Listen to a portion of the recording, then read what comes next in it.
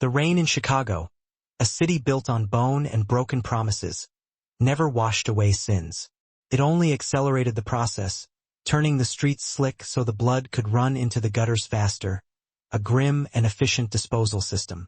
Wyatt Vance, hunched over a sticky counter wiping down invisible residue, believed her troubles were purely monetary. She was just clocking out of a shift at Sal's, a greasy, cheap diner, surviving on maybe $3 in tips, a haul that wouldn't even cover a pack of gum. She couldn't possibly know that the small, shivering heap she discovered later, collapsed on the slick, wet asphalt, was Leo Moretti, the unsuspecting heir to the city's most brutal and dangerous criminal empire. She didn't call the authorities. She made a single, desperate phone call to a number scrolled onto the child's pale forearm. She hadn't called 911. She had dialed the devil himself. And when Lorenzo Moretti answered that line, the unspoken rule was clear, chilling, and absolute. You don't hang up. You survive. The neon sign advertising Sal's 24-hour diner was dying, flickering in erratic bursts, the harsh yellow light struggling to penetrate the deluge and illuminate the Fifth Avenue pavement. It was 2:14 a.m. on a desolate Tuesday, an hour reserved only for the deeply desperate or the truly lost souls the city had forgotten. Wyatt Vance dragged a worn rag, a nauseating combination of industrial bleach and stale fryer grease, across the Formica counter. Her knuckles were raw and painfully cracked, punished by the frigid outside air and the caustic cheap soap used for washing dishes. At 23, she carried the weary exhaustion of someone far older. Poverty was a corrosive agent, etching lines of perpetual exhaustion around her storm-gray eyes and tightening her mouth into a fixed line of worry and defense. She habitually checked the shallow pocket of her stained apron. $12.40. That paltry sum represented 8 hours of grueling, thankless labor.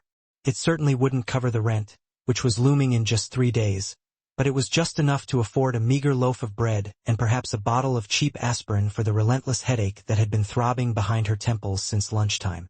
"Lock up," Wyatt S. grunted, his voice muffled and distant from the cluttered back office. "And don't forget to kill the lights." "I got it, S." Her voice, husky and slightly raspy from disuse, drifted back toward him. She slipped into her threadbare coat, a thrift store find 2 sizes too large that offered minimal protection, and braced herself for the impact of the biting Chicago wind.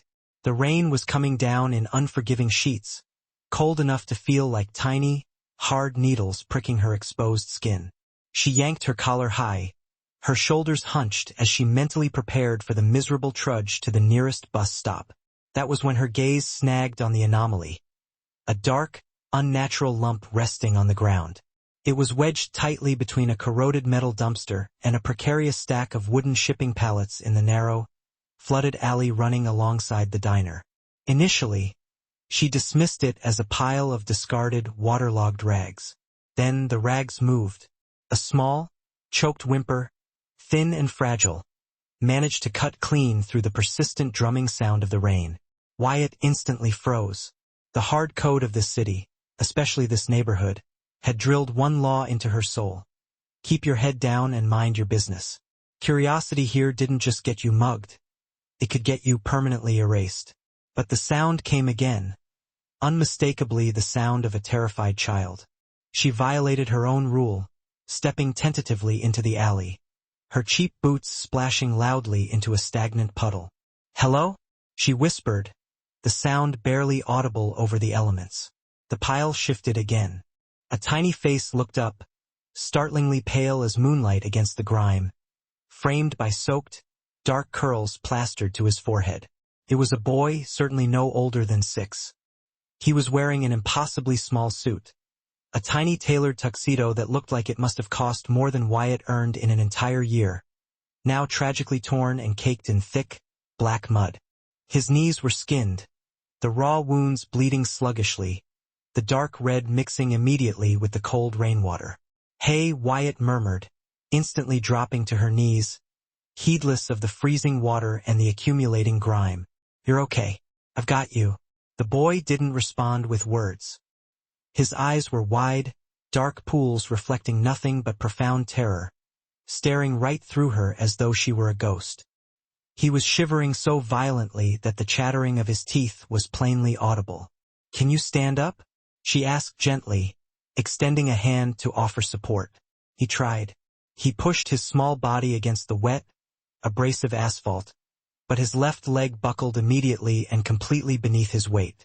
He cried out, a sharp, high-pitched sound of excruciating pain, and collapsed back onto the concrete. "Okay. Okay. Don't move," Wyatt soothed, her own fear momentarily forgotten as she focused on the child. She quickly scanned his visible injuries.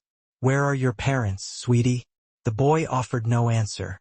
Instead, with a desperate, silent urgency, he thrust his left arm toward her. He managed to roll up the sodden sleeve of his impossibly expensive jacket. There, etched onto the pale, delicate skin of his forearm in thick, permanent black marker, was a phone number.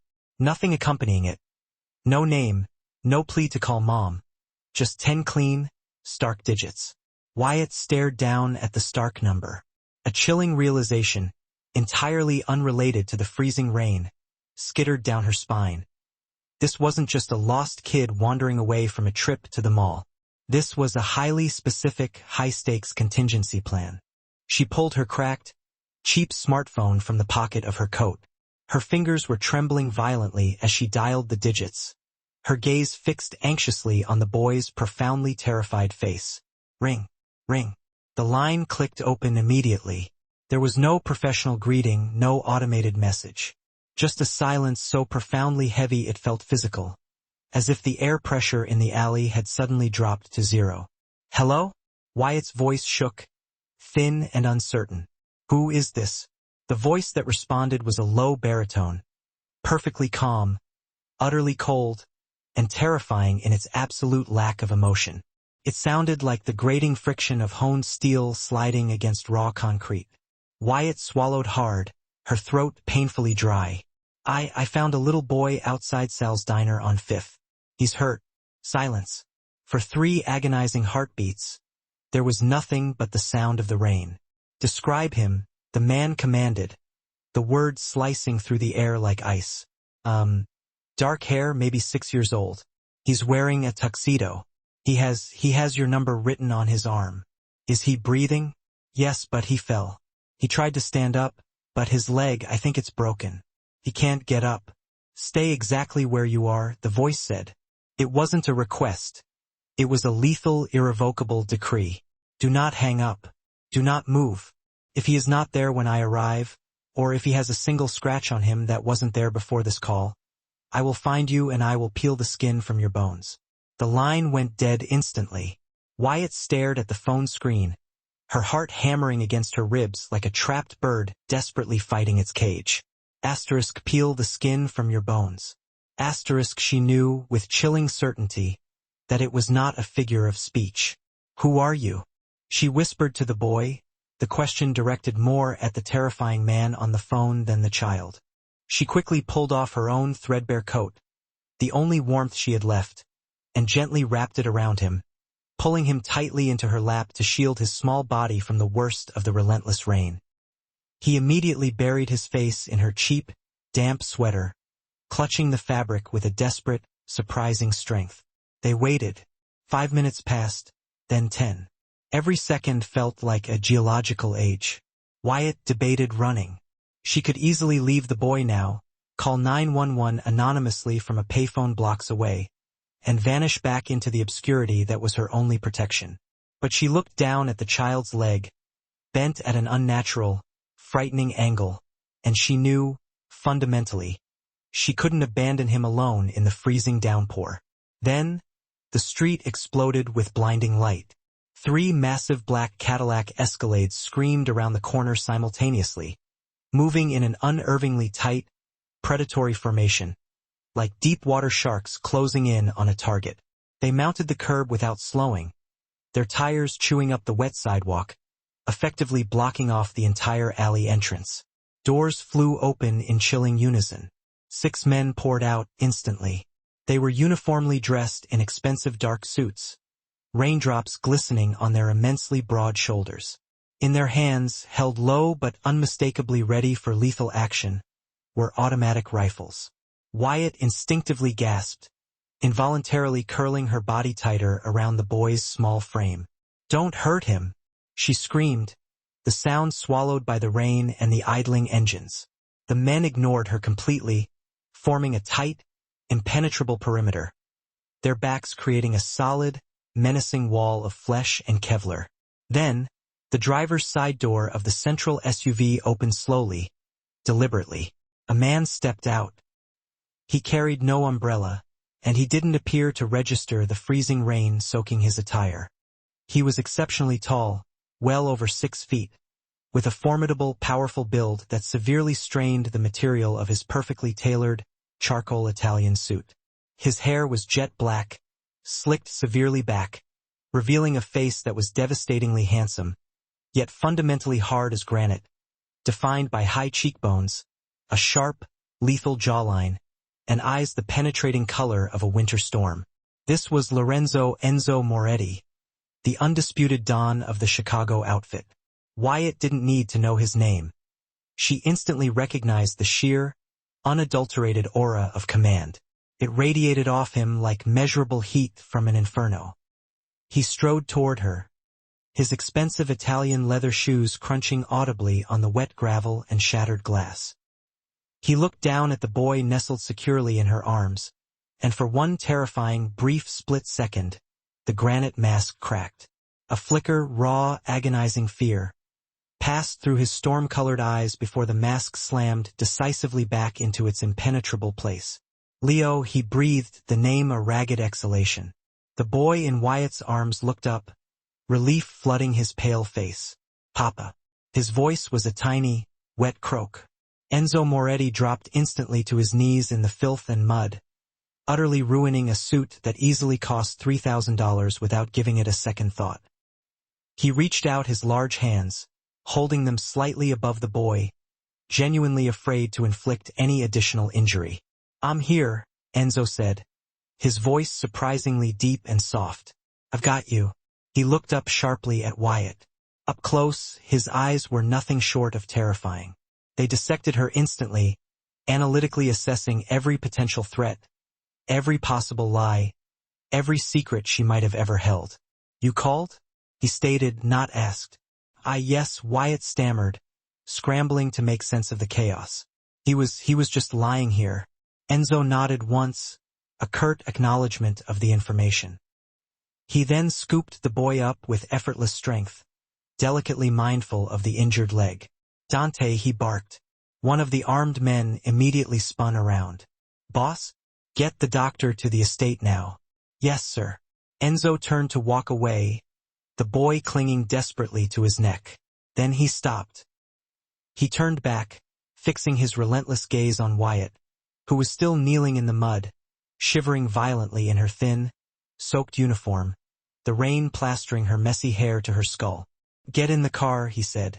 Wyatt blinked, confused. "What? I have to go home." Enzo didn't raise his voice. He didn't have to. The threat was intrinsic to the command. "You have seen my son. You have seen my face. You are coming with me." "I didn't see anything," Wyatt pleaded, backing up until her spine hit the wet brick wall of the diner. "I just helped him. Please, I just want to go home." Enzo made a sharp, minimal gesture with 2 fingers. 2 of the heavily armed guards moved toward her instantly. Before she could manage a scream, one of them secured her arm. Not roughly, but with a crushing firmness that permitted absolutely no escape. "Don't make this hard, miss," the guard said, his voice impersonal and flat.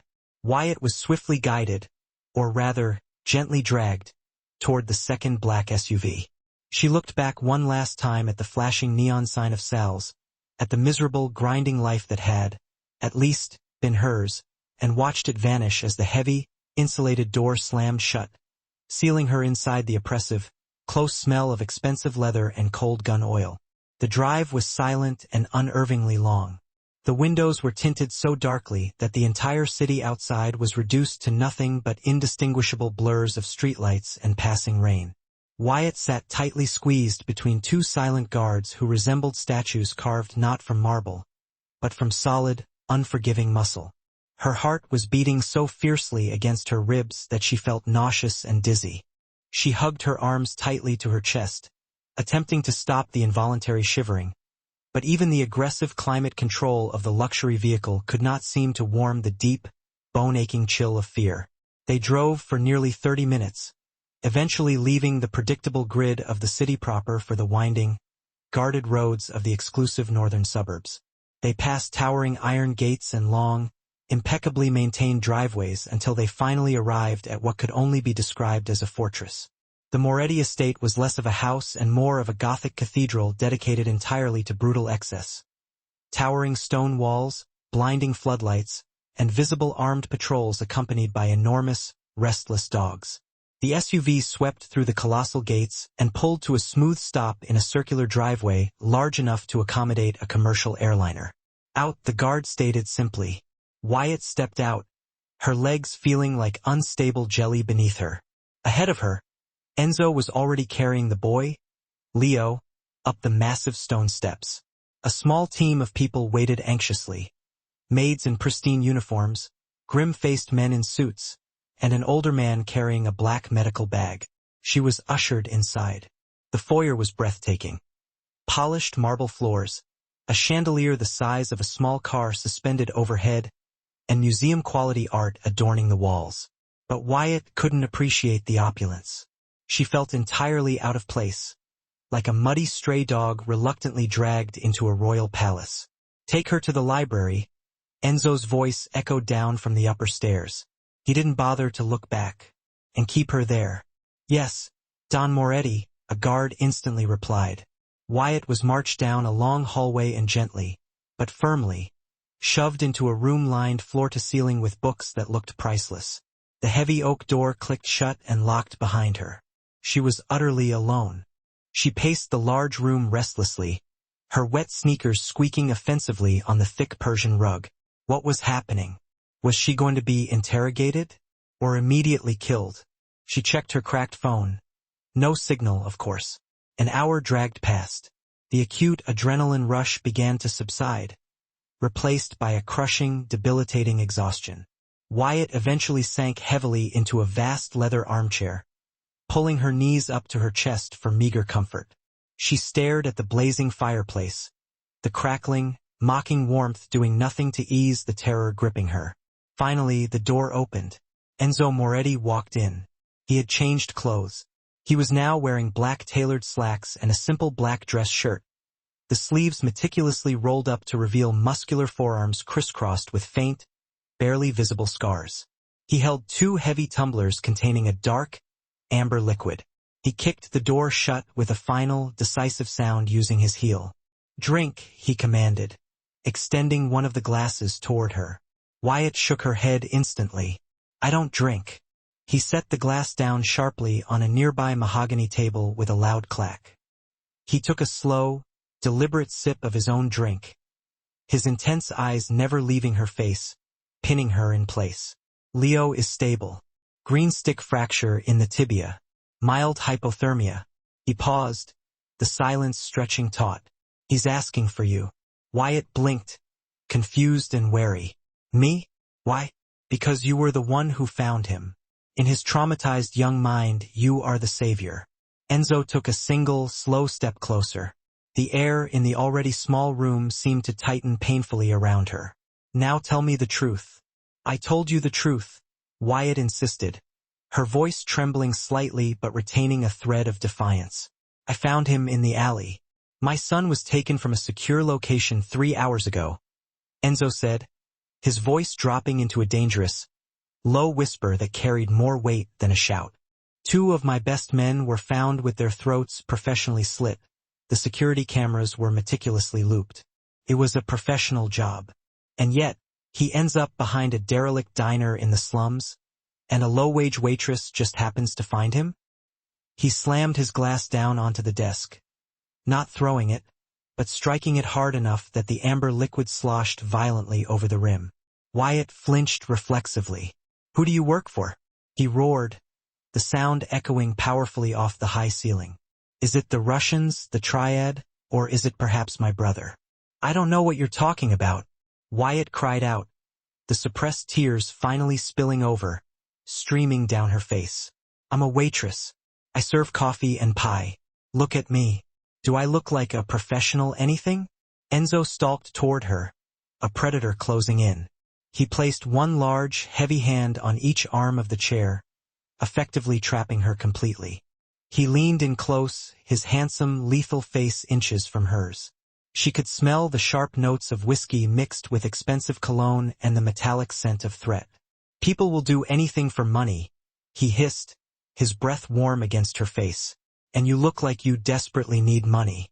I do need money, Wyatt yelled back, the fear instantly boiling over into fierce, desperate anger. I have $12 to my name, but I didn't kidnap your kid. I gave him my coat. I called you.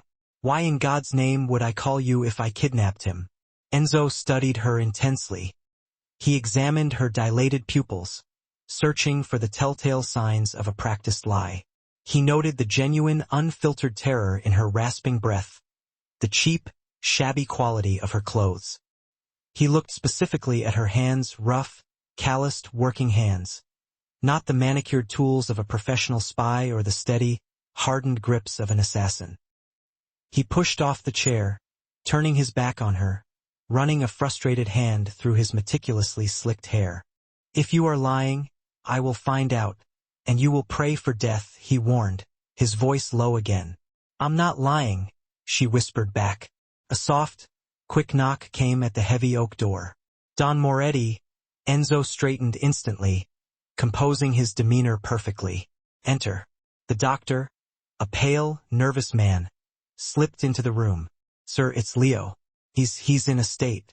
He refuses to sleep. He's screaming. We can't sedate him due to the concussion risk. He keeps asking for the lady with the coat. Enzo closed his eyes for a brief second, a flicker of immense, profound fatigue crossing his face. The weight of his world seemed to press down on him. He turned back to Wyatt. Get up, he ordered. Where are we going? Upstairs. You are going to calm my son down. Wyatt saw her opening. And then can I go home? Enzo looked at her, his expression unreadable, a carefully constructed wall. We'll see. He led her up the sweeping, grand staircase to the third floor. They entered a bedroom that was extravagantly designed, looking less like a bedroom and more like the inside of a well-funded spaceship. Toys scattered everywhere. The main bed shaped like a brilliant red race car. Leo was sitting bolt upright in the center of the car bed. His newly cast legs stretched out awkwardly, his small face blotchy and red from sustained crying. A terrified nurse was attempting to approach him, but he was throwing pillows with surprising force. Get away! Leo screamed, his voice strained. I want Lara. I want Lara. Wyatt stepped tentatively into the room. Leo. The boy stopped mid-scream, his eyes locking onto her immediately. Lara. He reached out his arms in a desperate plea. Wyatt glanced back at Enzo, who gave a short, curt nod of permission. She walked over to the race car bed and sat carefully on the edge. Leo immediately scrambled over the cast and buried his face hard into her stomach, sobbing uncontrollably. You left, he accused, his voice muffled by her cheap shirt. I didn't leave, Wyatt said, instinctively stroking his dark, damp hair. I was just downstairs talking to your dad. Don't leave again, Leo sobbed. The bad men. They said they were going to hurt Papa. They put me in a van. It was dark. Wyatt felt the boy shaking uncontrollably in her embrace. She looked up over his head at Enzo. The Mafia boss was standing motionless in the doorway, watching the entire exchange. His face was stark white. Hearing his son definitively confirm the kidnapping and the threat against him had clearly struck him hard, piercing his controlled facade. I'm not going anywhere right now, Wyatt murmured softly to the boy. She began to hum a quiet, unfamiliar tune. A simple lullaby her mother used to sing before she passed away. *Lavender's Blue Dilly Dilly. Slowly, miraculously, the acute tension began to leach out of Leo's small body. His frantic breathing evened out. Within 10 minutes, he was deeply asleep, his small fist still fiercely clutching the hem of Wyatt's shirt, anchoring her to the bed. Wyatt tried gently to pry his fingers loose, but he whimpered faintly in his sleep and instantly tightened his grip. She looked up at Enzo, who remained watching from the shadows. I can't move without waking him. Enzo stared at the intimate scene, the exhausted, bruised waitress holding his traumatized son. A strange, complex emotion flickered briefly in his eyes, caught somewhere between fierce gratitude and profound suspicion. He walked into the room and deliberately pulled a heavy wooden chair next to the bed. "Then you stay," he said quietly. "For how long?" Enzo looked down at his sleeping son, then back at the bruised, emotionally shattered waitress who had inexplicably saved his life. "Until I say you can leave," he replied, his voice hardening back into granite.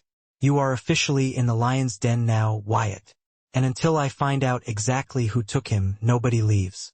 Wyatt looked out the massive window. The rain was finally beginning to slacken, washing the external world clean and bright. But inside this house, the real dirt, the violence, was just beginning to surface. She was a prisoner, a captive in a gilded cage, forced to guard the cub of the city's most dangerous, unforgiving predator. And the worst part was, looking down at the sleeping boy, she knew, deep in her heart, that she wouldn't have left even if the door had been left wide open. Sunlight didn't gently awaken Wyatt. It aggressively assaulted her senses. It streamed fiercely through the massive, floor-to-ceiling windows of Leo's room, blindingly bright after the hours of darkness. She jerked awake abruptly, her neck protesting stiffly from sleeping upright in the unforgiving armchair. The race car bed was empty. A cold, sharp spear of panic spiked instantly in her chest. She scrambled up, rubbing her heavy eyes. "Leo, I'm here." The small, quiet voice came from the far corner. Leo was sitting contentedly on the floor, surrounded by an impressive, chaotic fortress of multicolored Legos. He was still in his silk pajamas, his new casted legs stretched out awkwardly before him. He looked up at her with large, solemn eyes. "You snore." Wyatt let out a breath she hadn't realized she was fiercely holding. She ran a hand through her hopelessly messy hair. "I do not snore. Purr like a cat." A tiny, tentative smile touched the corner of the boy's mouth. It was the first time she had seen him genuinely smile. It transformed his pale face, making him look like an actual child instead of a severely traumatized victim. The door opened and the atmosphere in the room instantly dropped by 10 degrees. A woman in a severe gray suit walked in. This was Elena, the head housekeeper. Her hair was pulled back so tightly it looked painful, and her eyes possessed the unnerving capability of spotting a speck of dust from a mile away. "Mr. Moretti requests your presence in the study," Elena stated, her voice clipped and devoid of warmth. Her nose wrinkled slightly as she cast a critical, disgusted look at Wyatt's rumpled, mud-stained diner uniform. "Now, I need to brush my teeth," Wyatt mumbled, feeling intensely self-conscious and filthy. "There is a guest bathroom down the hall. You have 5 minutes." Wyatt looked down at Leo. "I'll be right back." "Okay. Build me a massive tower." Leo nodded, but his large eyes followed her anxiously as she was ushered out. Wyatt washed her face with painfully cold water in a bathroom that was easily larger than her entire Garfield Park apartment. She looked into the gold-rimmed mirror. Dark, weary circles underlined her eyes, and there was a greasy stain prominently visible on her collar. She looked exactly what she was, a low-class waitress who violently did not belong in this rarefied atmosphere. She was led back downstairs to a heavy, formidable oak door. Elena knocked once, precisely, then opened it. The study smelled complexly of old paper, rich tobacco, and absolute power. Enzo Moretti sat behind a vast, dark mahogany desk. He wasn't wearing a jacket today, just a crisp white dress shirt unbuttoned casually at the collar. He looked undeniably tired, but his gaze was as sharp and focused as a surgical laser. "Sit," he said, not looking up from a thick file he was currently reading. Wyatt sat in the luxurious velvet chair opposite him. She clasped her rough hands tightly in her lap, trying desperately to stop their faint trembling. Enzo flipped a page slowly. Wyatt Vance, born in Ohio. Mother deceased. Father, identity unknown. High school dropout. You work at Sal's Diner for minimum wage plus tips. You live in a studio apartment in the Garfield Park neighborhood. You are 2 months behind on your rent. He finally looked up, closing the file with a definitive snap. And you have a reckless driving charge from 3 years ago. It was a parking ticket I forgot to pay. Wyatt defended herself instantly, her cheeks flushing hot with renewed indignation. And how do you know all that? I know everything, Enzo said flatly, his expression unmoved. I have to know who is sleeping in the same room as my son. I didn't ask to sleep there. Wyatt snapped, her fear momentarily yielding to genuine anger. You forced me. Enzo leaned back in his chair, steepling his fingers precisely beneath his chin. The men who took Leo, they were professionals. They knew his schedule. They knew the security blind spots. That means someone on the inside sold him out. Wyatt went cold. And you think it's me? No, Enzo said, surprising her utterly. If you were part of the plan, you wouldn't have called me. You would have ransomed him or simply disposed of him. Enzo rose from his heavy leather chair, moving with the deceptive grace of a predator. He crossed the vast office and gazed out the window at the meticulously groomed, sprawling estate grounds. But you, Miss Vance, are a unique liability, a very irritating loose end. You saw my face. You saw my men. You saw the arsenal we employed. Wyatt swallowed hard, her throat dry. I won't tell anyone, she insisted, her voice trembling only slightly. I promise. I just need to go home. I have a shift at 4 this afternoon, and Mr. Silva will fire me instantly if I miss it. Enzo turned slowly, the movement languid yet intimidating. A flicker of dark, cynical amusement sparked in his obsidian eyes. You are worried about making a shift at a diner? Miss Vance, do you grasp the reality of your situation?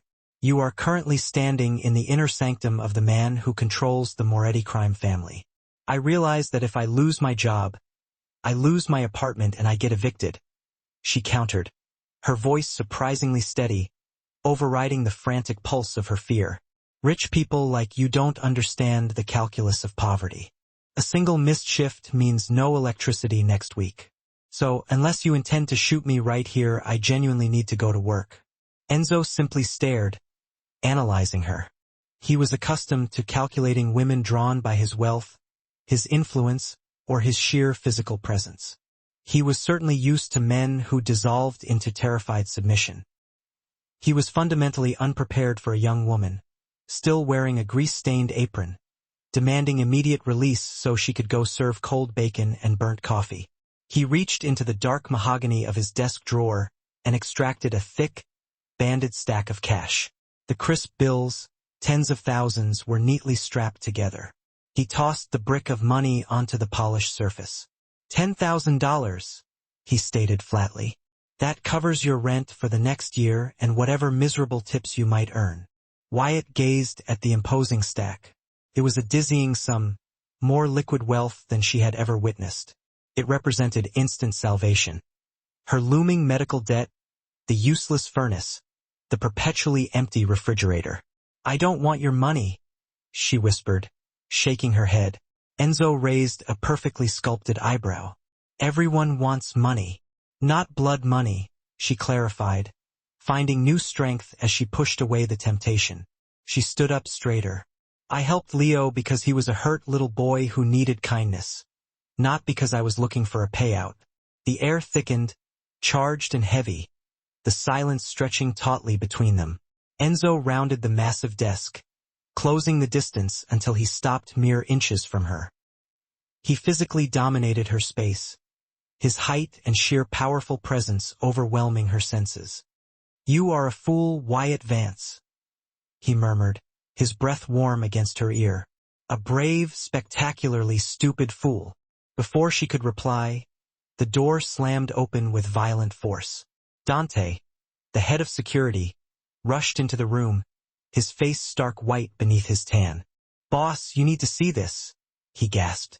Enzo's entire posture transformed in a terrifying instant. The calculating curiosity evaporated, replaced by the cold, lethal focus of the apex predator. What is it? We found the van they used to snatch Leo. It's a burnt-out shell in a salvage yard near the docks. And we found a body in the driver's seat. It wasn't one of ours. It was the courier. Enzo's face darkened, the blood draining away to expose the sharp angles of his malice. The courier. Working for who? The Vipers. The Vipers. Enzo named the Southside rival gang a messy, disorganized group, yes, but ruthlessly violent and known for impulsive strikes. Enzo's massive fist clenched involuntarily at his side. Get the car ready, Enzo? Wyatt heard herself command, stepping forward instinctively. He swiveled toward her, his eyes blazing with a cold, terrifying fury that instantly made her knees weak. What? Leo. He's terrified. If you leave right now, fueled by this anger, he'll sense it and think it's his fault. Please go say goodbye to him first. Dante stared at Wyatt as if she had just materialized from thin air and was uttering incomprehensible gibberish. No one, issued commands to Enzo Moretti. Enzo watched her, his powerful jaw working as he wrestled internally. He inhaled deeply, visibly forcing the raw, churning violence back down into the iron cage deep within his soul. You stay here, he finally ordered, his voice strained. You are not leaving this house. Dante, assign a detail to her. If she so much as attempts to step off the property, lock her in the cellar. Wait, Wyatt cried out, panicked. What about my job? I bought the diner, Enzo stated over his shoulder, already striding toward the door. You're on indefinite paid leave. 2 days bled into the luxurious confinement of the estate. The mansion was a meticulously guarded, golden prison. Wyatt had not seen Enzo since he departed for the salvage yard. His absence was an oppressive weight. The house was unnaturally quiet, filled only with the hushed, careful whispers of the staff, all of whom understood that a war was rapidly approaching. Dinosaurs were strong because they ate their greens. Think of the Brachiosaurus. She picked up her own spoon. Tell you what, I'll take the first bite. If I turn into a giant, plant-eating lizard, you have to eat the rest. Leo giggled, instantly distracted. Okay. Wyatt dipped her spoon into the velvety green soup. As she raised it toward her lips, the complex aroma hit her. Rich garlic, heavy cream, fresh spinach, and something foreign. A subtle, sharp hint of bitter almonds. It was faint, nearly masked by the savory garlic. But Wyatt had spent 5 years working in the trenches of greasy spoons. She knew the odor of rotting food, and she absolutely knew the unnatural smell of chemicals. She froze, the spoon hovering mere inches from her mouth. What is it? Enzo asked, his voice low and instantly cautious, his eyes narrowing on her paralyzed expression. Wyatt glanced from the bowl to Enzo. Her heart instantly began to hammer against her ribs. Almonds? Why would cream of spinach soup smell like bitter almonds? A terrifying memory flashed through her mind. A late-night crime documentary detailing common poisoning methods. Cyanide. Don't eat it, she whispered, her voice barely audible. Enzo scowled impatiently. What are you talking about? Wyatt slapped Leo's inquisitive hand away as he reached for a dinner roll. Don't eat anything. She shot up from her chair, the heavy wood scraping violently across the marble floor. Enzo, the soup. It smells like bitter almonds. Enzo stared at her for a single critical heartbeat. Then he moved. It was a terrifying blur of focused, lethal speed. He snatched Leo's bowl and hurled it across the room. The expensive china exploded against the far wall. The viscous green sludge instantly began to drip sickeningly down the priceless silk wallpaper. Dante! Enzo bellowed. The sound was a deafening, primal roar that vibrated the very crystal prisms hanging in the chandelier. The dining room doors burst open. Dante and 3 armed guards flooded the room, weapons instantly drawn. Boss! Lock down the kitchen. Enzo snarled, his voice a low, animalistic growl of pure menace. Bring me the chef and bring me the chemical testing kit. Leo began to cry hysterically, shattered by the sudden, deafening violence. Wyatt swept him up immediately, cradling him tightly as she backed away from the table. It's okay, baby. It's okay. Enzo slowly turned toward Wyatt. His face was stark white. His eyes unnaturally wide with the horrific, sickening realization of how infinitesimally close his son had come to an agonizing death. He looked from the toxic mess on the wall back to Wyatt's pale, trembling form. A guard sprinted back into the room holding a small chemical testing kit.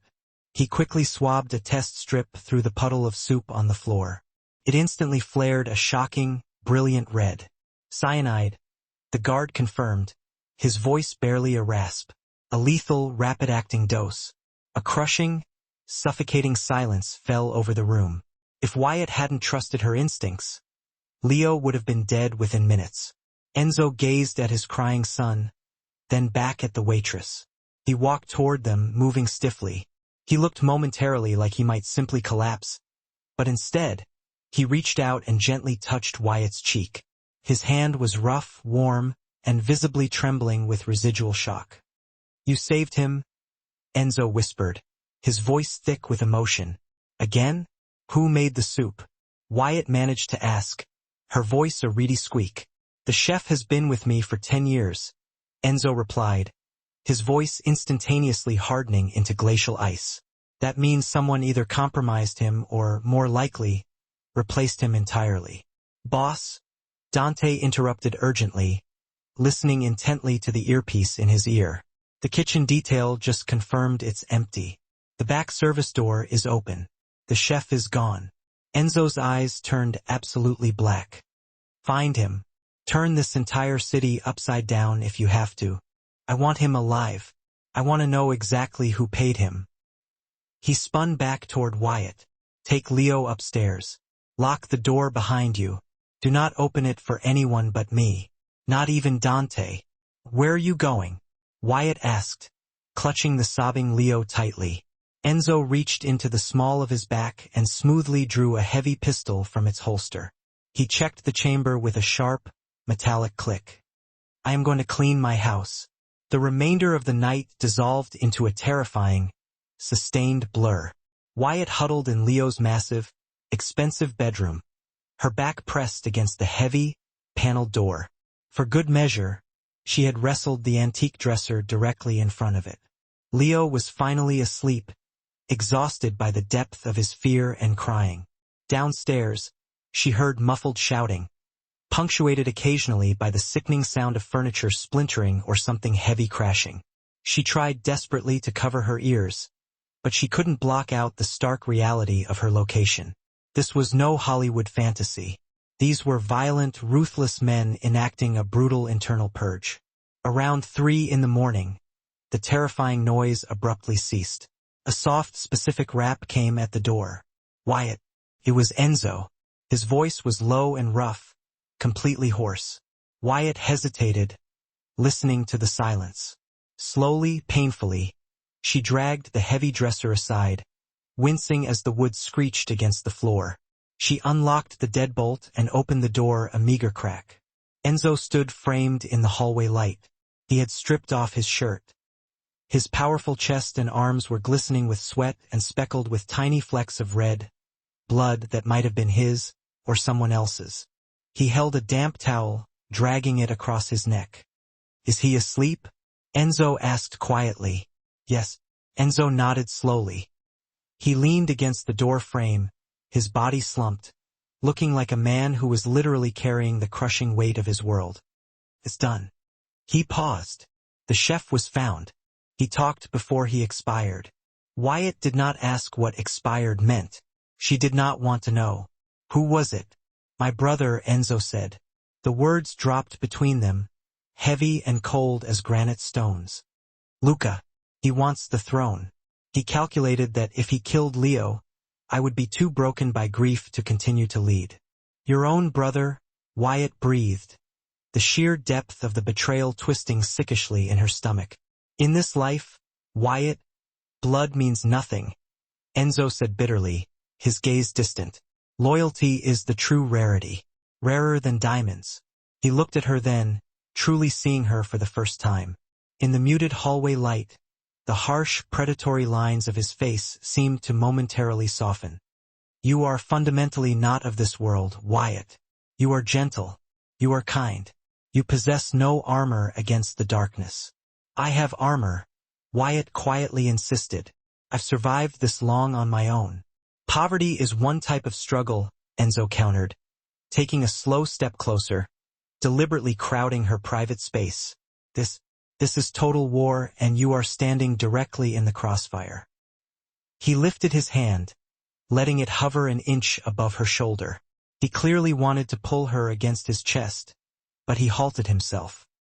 He looked down at his own hand, the hand that had just meted out vicious, terminal violence, and quickly retracted it, as if terrified he might somehow stain her purity. I have to send you away, Enzo stated. It's not safe here any longer. Luca knows you were the one who saved Leo tonight. You are now a target. So you're kicking me out, then? Wyatt asked, a strange, unexpected pang of rejection wounding her. I am sending you to a secure retreat in Switzerland. You will have a new identity. Enough money to never worry again. You can start over, go to college, and be safe. And Leo? Wyatt asked, her voice cracking slightly. What about him? He won't even eat without me. He trusts me. He will forget, Enzo assured her, though the conviction was clearly missing from his tone. He is young. He won't forget, Wyatt said firmly. And neither will I. I am not running, Enzo. I am not a coward.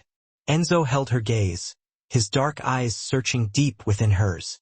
If you stay, there is no route back. You become fully integrated into the family. You become a permanent target. I've been invisible my entire life, Wyatt whispered, taking a final step toward him, bridging the small, dangerous gap he had been afraid to cross. Maybe I am tired of being invisible. The air between them suddenly crackled with a potent energy. The residual danger, the crash of adrenaline, and the shared fear coalesced into an undeniable, magnetic physical pull. Enzo's gaze dropped to her lips, then returned to her eyes. You don't know the immensity of what you are asking for, he rasped, his voice low and strained. Tell me, you are asking to belong to the devil himself.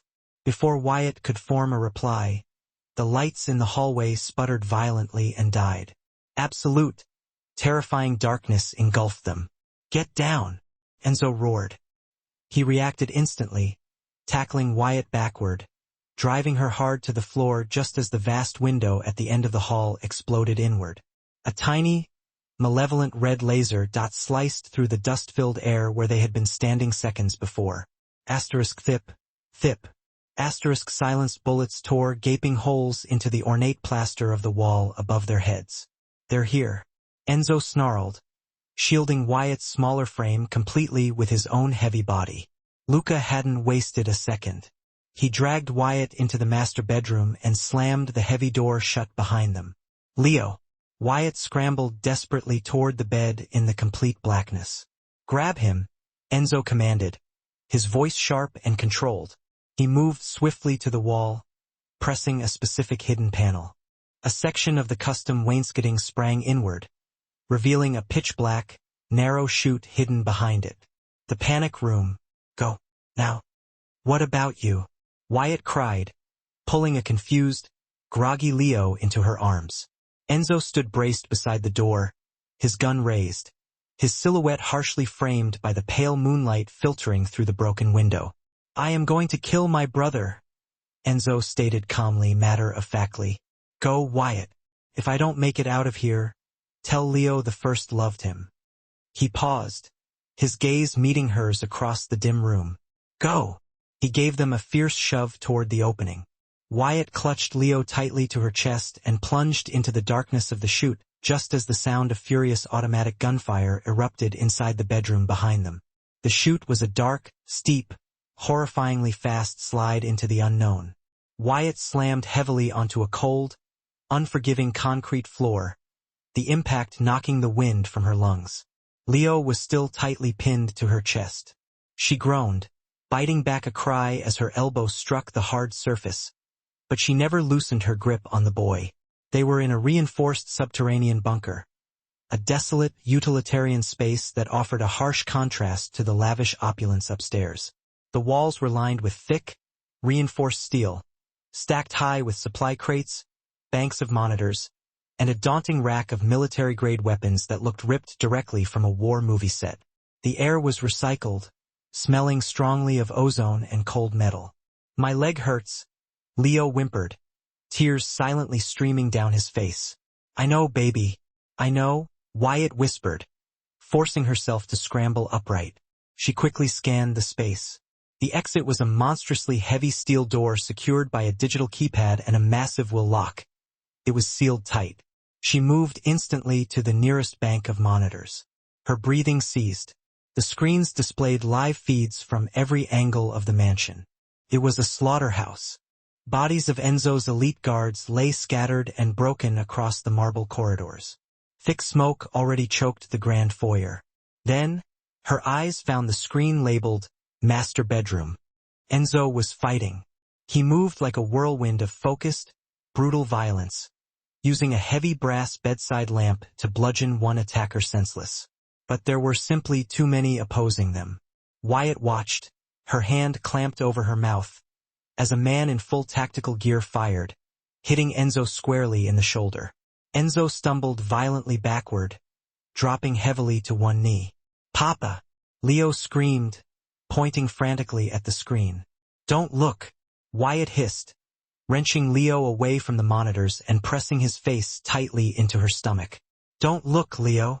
She watched, utterly helpless, as the remaining attackers swarmed Enzo's wounded form. But they didn't finish him. They brutally kicked the heavy gun away from his hand and zip-tied his wrists behind his back. Then, another man entered the frame. He was dressed in a pristine white suit, completely unsullied by the blood and grime of the fight. He bore an unsettling, familial resemblance to Enzo, but his features were softer, marred by a cruel and completely twisted smile. "Luca Moretti." Wyatt watched as Luca crouched down, saying something unheard to his captive brother. With casual contempt, Luca pistol-whipped Enzo hard across the face. Then, Luca did something horrific. He looked directly up, finding the lens of the bedroom camera. He smiled, a slow, terrifying triumph. He pulled a radio communicator from his suit pocket. Instantly, a voice crackled harshly over the panic room's intercom system. "I know you're in there, little waitress, and I know you have my nephew." Wyatt stared, paralyzed and trembling, at the speaker grill. With a sickening groan, the heavy steel wheel on the sealed door began to turn. Asterisk clank. Clank. Clank. Asterisk Wyatt's blood turned instantly to ice. They were not safe. There was no sanctuary, nowhere left to run. She looked at Leo, who was shaking violently, his eyes squeezed shut against the noise. She looked at the comprehensive rack of weaponry on the wall, assault rifles, tactical shotguns, heavy-caliber handguns. She had never once held a firearm in her entire life. She was a waitress. She carried heavy trays, not Glocks. But watching that mechanical will turn, something deep inside Wyatt Vance snapped. The consuming fear did not dissipate, but instead, it instantly crystallized into a cold, diamond-hard resolve. She was not going to let them take this traumatized little boy. She sprinted to the rack and snatched the smallest handgun she could find, a black 9mm pistol. It felt impossibly heavy in her hands. She didn't know if the safety was engaged. She didn't know if it was loaded. Frantically, she yanked the slide back with a desperate, clacking sound, mimicking a move she'd only seen in action movies. A brass casing became visible in the chamber. "Leo," she said, her voice shockingly steady despite the chaos. "Get behind those crates. Cover your ears. Close your eyes. Count to 100. Do not stop counting. Leo, go," she screamed. Leo scrambled immediately behind a towering stack of MRE supply crates. The wheel completed its final rotation. The heavy hydraulic seal hissed loudly, releasing its pressure. The enormous steel door swung inward, revealing Luca Moretti. He stepped into the bunker, flanked by two towering men carrying automatic rifles.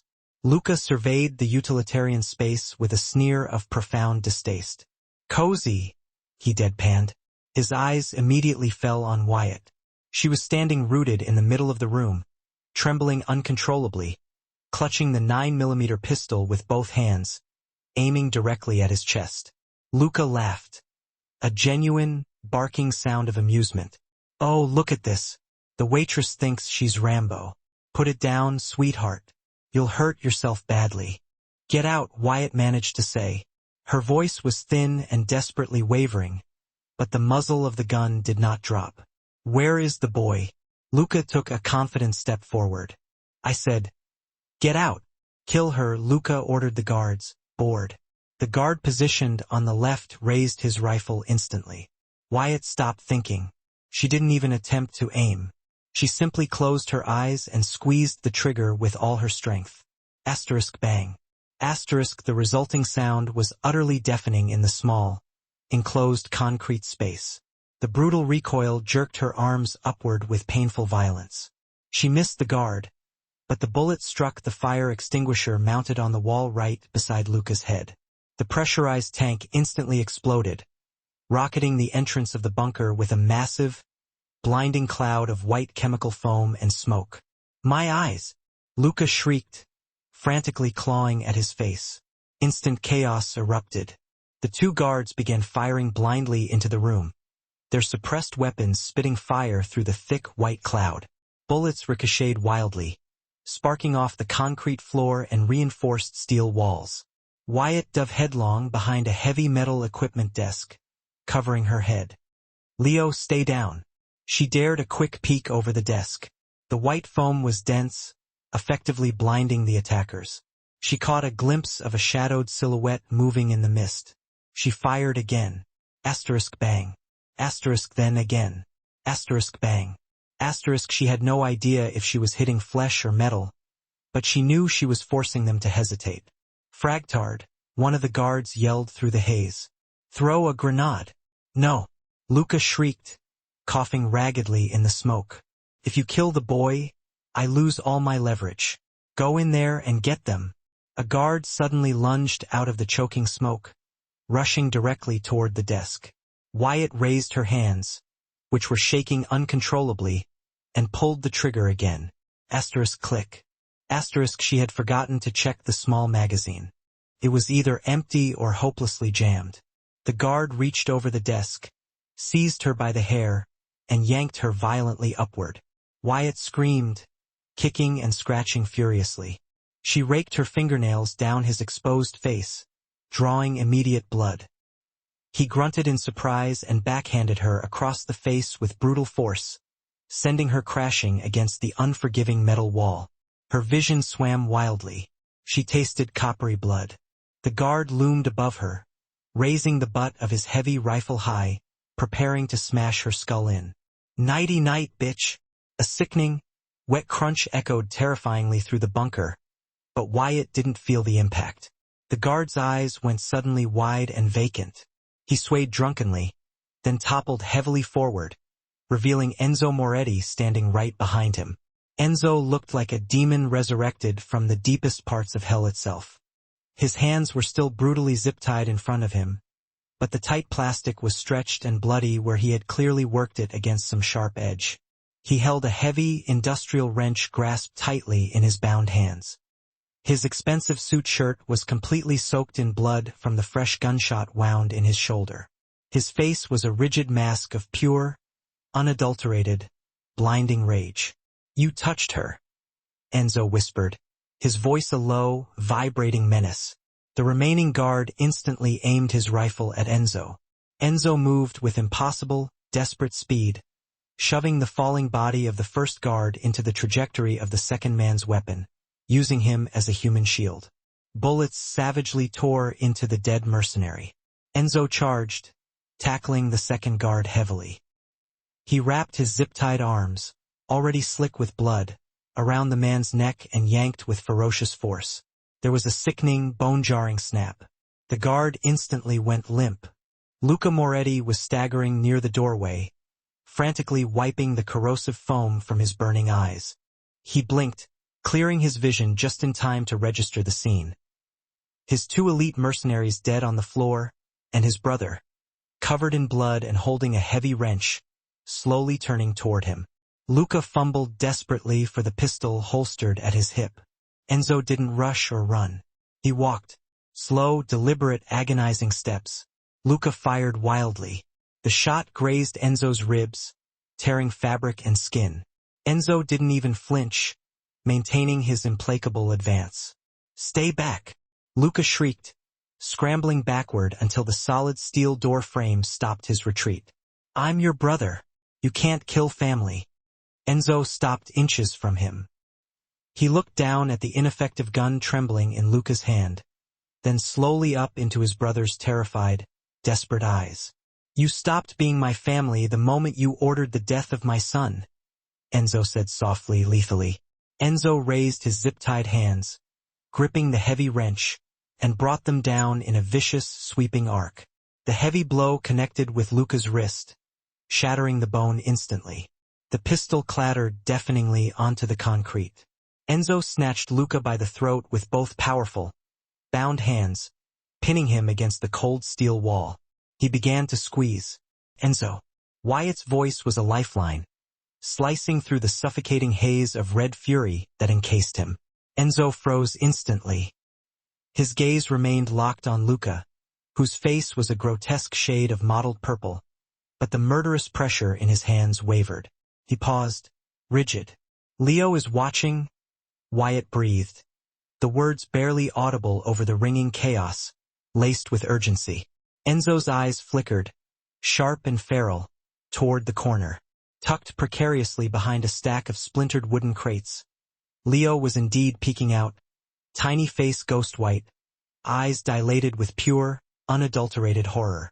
The sight was a cold, brutal splash of reality. Enzo turned back to Luca. The heat of vengeance receded, replaced by icy control. He released his grip. Luca crumpled, sliding bonelessly to the blood-slicked concrete floor, hacking and convulsing as he desperately sucked air into his ruined lungs, clutching his bruised throat. "You're right," Enzo acknowledged, his voice strained, heavy with residual violence. He turned his broad back on his gasping brother, already dismissing him. "Dante." Dante materialized instantly in the mangled doorway. Bloodied, yes, but defiantly alive. He was flanked by a second, disciplined wave of loyal Moretti soldiers who had finally pushed back the insurgents and secured the house's perimeter. "Take him," Enzo commanded, the gesture sharp, pointing at the wretched, wheezing Luca. "Take him to the warehouse. I will deal with him later when my son isn't watching." Dante merely nodded, a grim, battle-hardened acknowledgement. Two men grabbed the semi-conscious, sobbing Luca, dragging him unceremoniously away into the darkness. Enzo stood in the center of the devastated room, the silence deafening, swaying slightly like a tower about to fall. The raw spike of adrenaline was rapidly fading, leaving a crashing emptiness, and the blood loss from his shoulder wound was finally catching up to him. He looked at Wyatt. She was deeply bruised, a smear of blood darkening her lower lip, her hair plastered to her face with sweat and grime. And yet, framed by the carnage, she looked utterly magnificent, a warrior queen. He took one heavy step toward her, then his powerful knees buckled without warning. "Enzo!" Wyatt reacted instinctively, leaping forward, catching his dead weight before he could slam onto the unforgiving ground. They collapsed together onto the cold, unforgiving concrete, Enzo's momentum sending a shuddering jolt through her already aching body. "You," Enzo rasped, his voice barely a breath, his heavy head settling intimately on the soft cushion of her lap. "You shot the fire extinguisher." A weak, admiring shake of his head. "Clever." "I was aiming for his head," Wyatt admitted, the tears finally flowing. Not of fear, but of raw exhaustion and relief, mixing freely with the blood and soot smeared across her face. Enzo let out a faint, ragged chuckle that immediately dissolved into a wet cough, painful and rattling in his chest. "Remind me, never to make you angry." His clear eyes suddenly glazed over, rolling back, and his massive frame went completely limp in her arms. "Medic!" Wyatt screamed, the single word torn from her lungs, her voice echoing desperately off the high steel walls of the panic room. "We need a medic now." The steady, rhythmic beep of the heart monitor had become the relentless, measured rhythm of Wyatt's startling new life. 3 days had passed in a blur of terrifying uncertainty and intense security. Enzo had been moved out of the ICU and transferred to a sprawling private recovery suite in the meticulously guarded east wing of the sprawling mansion. The bullet, they told her, had missed his lung by a miraculous inch. He was lucky beyond measure. Or, as Dante had concisely put it with his usual grim precision, he was simply too stubborn to die. Wyatt sat near the expansive window, watching the silent, efficient movements of the gardeners repairing the scorched, battle-scarred damage to the immaculate lawn outside. She was wearing a perfectly tailored silk dressing gown, deep sapphire blue, that cost significantly more than her entire life savings, including her dented Honda Civic. The unfamiliar, rich texture felt alien and strange against her skin. "Stop thinking so loud," a low, raspy voice commanded abruptly from the bed. Wyatt turned instantly. Enzo was awake. He looked starkly pale and drawn against the pristine white pillows, his shoulder heavily encased in thick white bandages, but the familiar intense fire in his dark eyes was perfectly clear. "I wasn't thinking," Wyatt said, walking slowly across the plush carpet toward the massive bed. "I was worrying." "Luca is handled," Enzo stated darkly, settling the matter with chilling finality. "The organization is secure. The threat is gone." "I know. Then what is it?" Wyatt looked down at her own hands, suddenly finding the perfectly manicured nails, done by one of the house staff, fascinating. "The social worker came by while you were asleep," she explained quietly. "She asked about the incident, the police reports." "My lawyers handled it, of course," Enzo dismissed, waving his uninjured hand slightly. "They manufactured a story about a home invasion robbery. They paid everyone off, the police, the hospital staff, the witnesses. That is how the world works, Wyatt." "It's not how my world works," she countered softly, her gaze still fixed downward. "In my world, when someone commits murder, they go to jail. In my world, we don't have panic rooms and nightly shootouts." Enzo reached out with his good hand, an invitation and a plea. Wyatt hesitated for only a fraction of a second, then placed her smaller hand securely in his large, warm grasp. His grip, even injured, was still intensely strong, utterly possessive. "The private plane to Switzerland is already fueled and ready on the tarmac," Enzo said, his voice dropping to a low, quiet intensity. "The passport is ready. The name is Elena Rossi. There is an anonymous account holding $5 million waiting for you in Zurich. You can leave right now. You can go back and have the normal, safe life you claim you want. You can find a nice man who is an accountant or maybe a boring dentist. You can be safe, Wyatt." Wyatt looked at him, truly seeing him. She momentarily recalled the greasy diner kitchen, the endless smell of stale coffee, the rude, demanding customers, and the cold, crushing loneliness of her empty apartment. Then she remembered the last 3 days. Sitting tirelessly by Enzo's bedside, reading painstakingly detailed children's books to Leo until the boy's worried exhaustion overtook him. She remembered the way the dozens of staff members now looked at her, not with the previous disdain for the hired help, but with deep-seated respect. She had fought for this family. She had shed her own blood for it. "Is that what you want?" she challenged, her voice steady. "Do you want me to go?" Enzo looked away, turning his gaze toward the cold, high ceiling. For the first time since she had known him, the great Mafia Don, the king of Chicago, looked utterly exposed and profoundly vulnerable. "I want you to be safe," he whispered. "I am not safe. I am death, Wyatt. I destroy everything I touch." "You didn't destroy Leo," she argued fiercely. "You saved him." "You saved him," Enzo corrected immediately, meeting her eyes. "You saved both of us. Where is Leo, by the way?" "He is currently safe in the screening room watching Jurassic Park." Wyatt smiled, a genuine, luminous expression. She squeezed Enzo's hand tightly. "If I go to Switzerland, who is going to make him eat his spinach?" Enzo looked back at her. Hope flared in his dark eyes, raw, intense, and completely unguarded. We could hire a nanny. He doesn't want a nanny, Wyatt retorted softly. She leaned down, her face inches from his, forcing his attention. And I don't want a dentist. Wyatt, Enzo warned, his voice dropping dangerously low, laced with absolute finality. If you stay, there is no exit. You are mine today, tomorrow, and until the day I die. You will wear my ring. You will bear my name, and every single soul who looks at you will know that to touch you, to even breathe in your direction, is to declare immediate, irreversible war on the Moretti family. I know, she whispered back. Say it, he commanded, his thumb stroking her palm fiercely. Say you understand the terms. I understand. I'm not leaving, Enzo. I'm home. Enzo let out a ragged, desperate breath, the tension leaving his body in a rush. He pulled her down forcefully, his good hand tangling fiercely in the hair at the nape of her neck. He kissed her. It was not gentle tenderness. It was possessive, demanding, desperate, and searing hot. It tasted of old pain and dangerous new promise. It was the absolute, binding seal on a brutal contract written irrevocably in blood. 6 months later, the annual charity gala for the Chicago Children's Hospital was indisputably the social event of the entire season. The grand ballroom glittered, filled to capacity with the city's meticulous elite, powerful politicians, nervous judges, local celebrities, and, crucially, the powerful, shadowy figures who pulled all the strings from the dimly lit corners of the establishment.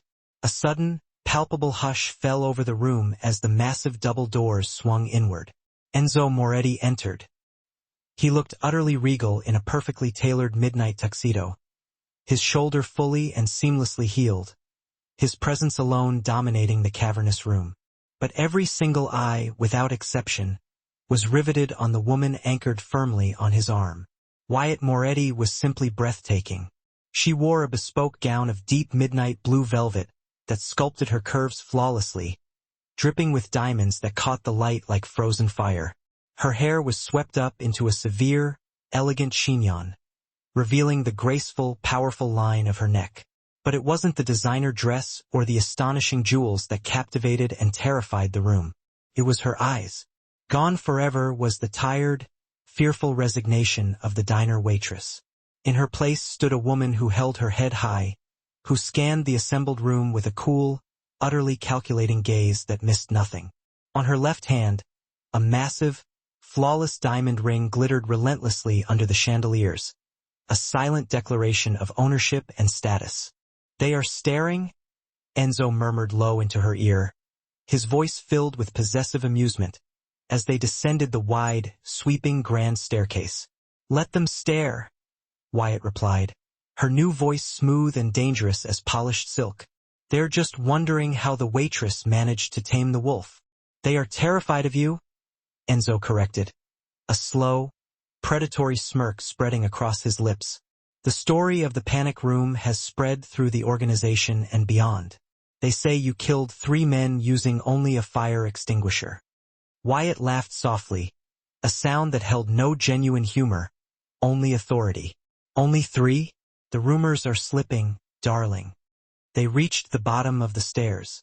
Senator Hawthorne, sweating slightly under the intensity of the gaze, rushed forward, extending a nervous, clammy hand. Mr. Moretti and Mrs. Moretti, it is truly an honor. Wyatt took the senator's hand. She did not squeeze, but her grip was firm, unyielding. She smiled, a perfect, sophisticated mask that never reached the cold calculation in her eyes. Senator, she began, her tone sweetly reasonable. My husband tells me you are causing unnecessary delay on the zoning permits for our new warehouse district project. I sincerely hope we can resolve that bureaucratic matter tonight. I would hate for things to get complicated. The senator visibly paled. He looked desperately at Enzo for help or intervention. Enzo simply offered a theatrical shrug, looking at his wife with utterly undisguised pride and adoration. You heard the lady, Senator? Enzo said, his tone deceptively casual. And my wife, she has a truly terrible temper. As the senator stammered his profuse apologies and hurried away, Clearly beaten, Wyatt felt a small, urgent tug on the velvet of her skirt. She looked down. Leo was there, looking impeccably dapper in a miniature, slightly rumpled tuxedo. He was supposed to be safely sequestered with the nanny, but he had clearly snuck in. "Mama," he whispered conspiratorially. "I'm bored. Can we go get burgers?" Wyatt's heart swelled instantly at the word mama. It had taken 3 long months for him to finally say it, and every single time he did, it felt like a priceless gift, the ultimate victory. She looked at Enzo. He was watching them both. His dark, powerful eyes filled with a searing, visceral love so fiercely protective it truly could burn the world down. "Burgers," Wyatt mused aloud. "Well, we have to make the required donation first. Then maybe we can sneak out the back exit." "Sal's Diner?" Enzo asked, raising an amused eyebrow in silent challenge. "Sal's Diner," Wyatt confirmed, meeting his look with a triumphant smile. Enzo Moretti, the undisputed king of Chicago, took his wife's hand and then securely grasped his son's small hand. "Lead the way, my queen." They walked through the astonished crowd, parting the sea of elites like true royalty reclaiming their dominion. Wyatt never once looked back at the mundane life she had definitively left behind. She had walked through the fire, the fear, and the blood, and had emerged on the other side, not merely as a survivor, but as a ruler. She had once called the devil for help, and in the end, she hadn't just survived him. She had learned, fiercely and completely, to love him, and together they absolutely owned the night. What an astonishing journey. From a lonely diner shift in the relentless rain to the glittering throne of the Chicago underworld. Wyatt's rise proved that sometimes the person who saves you isn't a knight in predictable shining armor, but the magnificent, terrifying monster everyone else fears. If you enjoyed Wyatt and Enzo's intense saga, please smash that like button, subscribe, and hit the bell icon so you never miss the next dramatic story. Thanks for watching.